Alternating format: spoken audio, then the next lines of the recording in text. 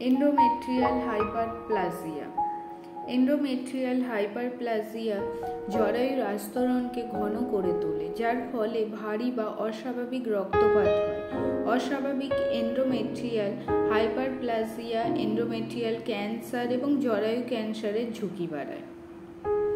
Endometrial হাইপারপ্লাজিয়ার লক্ষণগুলি হল অস্বাভাবিক জরায়ু রক্তপাত, মাসিকের অনিয়ম, মেনোপজ পরবর্তী রক্তপাত, প্রচণ্ড মাসিক রক্তপাত, একেবারে মাসিক না হওয়া, শ্রোণী ব্যথা ইত্যাদি আরও অনেক লক্ষণও দেখা যায়।